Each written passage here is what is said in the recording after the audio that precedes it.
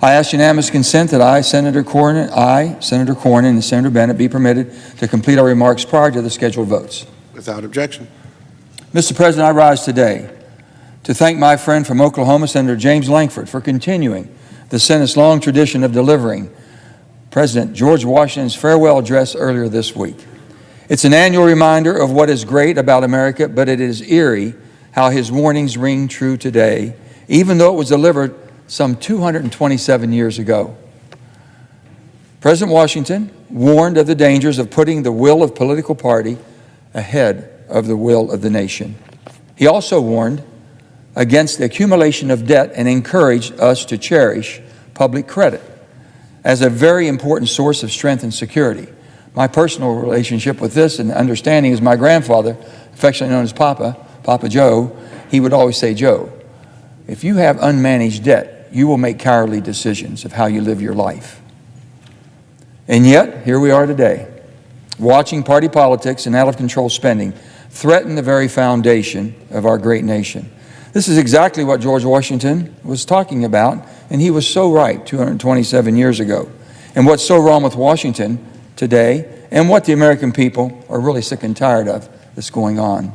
The American people have had enough of the accounting gimmicks and budgetary games that we play in Congress, and it has got to stop. I would venture to say that there are very few accountants, professionals in this field, and accounting professionals that have expertise that could make any sense out of our scoring and how we expense. The scoring and expensing of what we think it'll cost and what actually does, and how they transfer those back and forth. It's almost unbelievable. The American people deserve the truth, and every Republican and every Democrat, we have the responsibility to tell them the truth. So let's start with the facts. Fact one, 2013, federal spending was less than $3.5 trillion. Today, it's more than $6.2 trillion in 10 short years, less than 10. That's an 80% increase. We've increased our expenses voluntarily $2.8 trillion in a very short time. It's hard to believe, it truly is. Fact number two, last year's total revenues were $4.9 trillion. Hello, friends. Happy Thursday. It has been confirmed. More checks are expected to be sent out on March 8th. It is the next deposit date for these boosted relief payments. And lawmakers have also unveiled a brand new debt ceiling bill that would force the White House to approve changes on how our government is funded.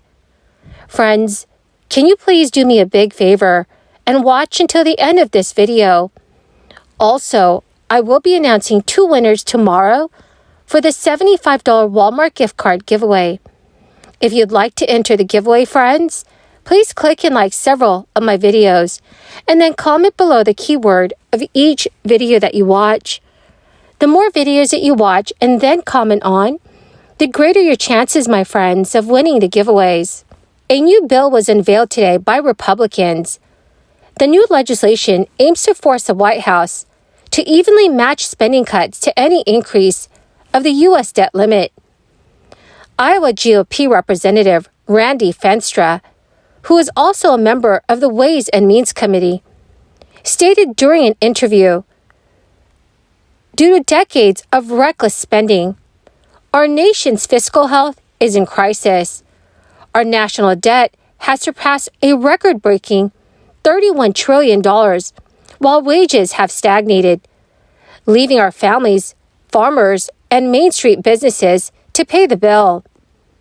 In coordination with Wyoming GOP Senator John Barrasso, who is also the chair of the Senate Republican Conference, Barrasso is expected to introduce a similar bill in the Senate at a later date.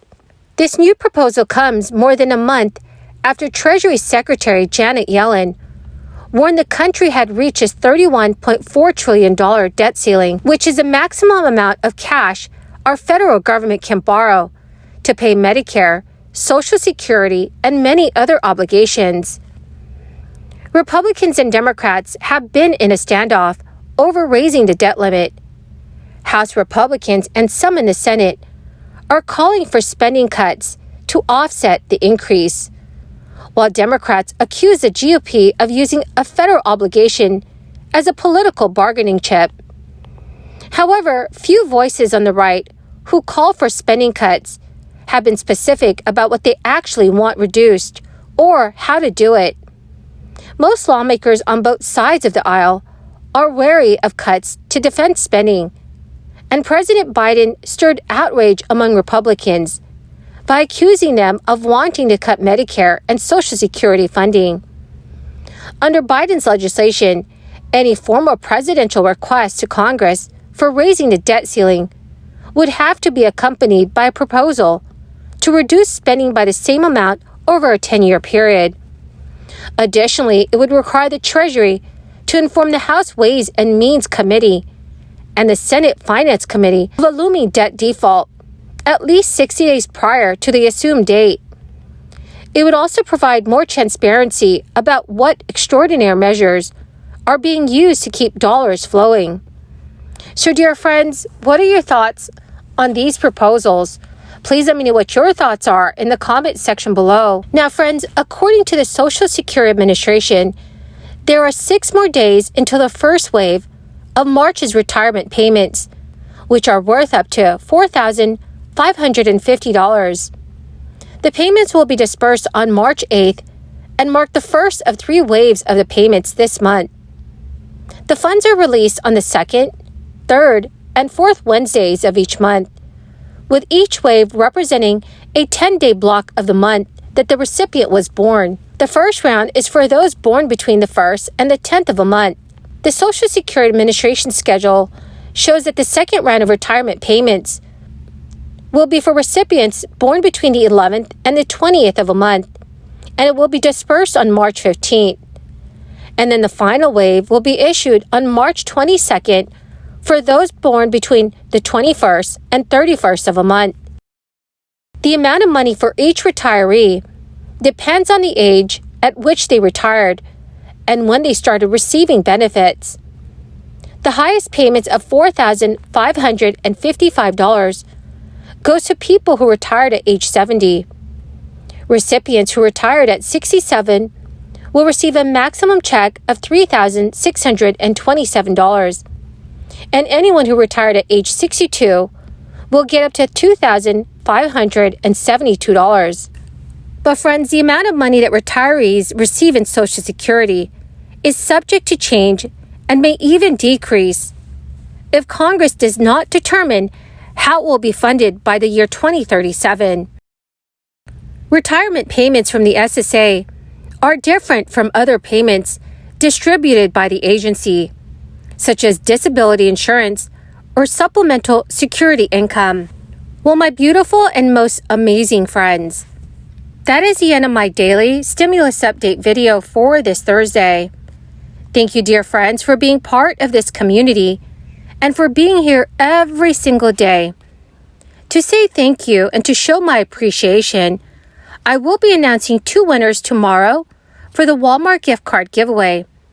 If you'd like to enter the giveaway, friends, simply click and like several of my videos and then comment below the keyword of each video that you watch. My friends, the more videos that you comment on, the greater your chances of winning the giveaways. Thank you, friends, and have a wonderful and very blessed Thursday.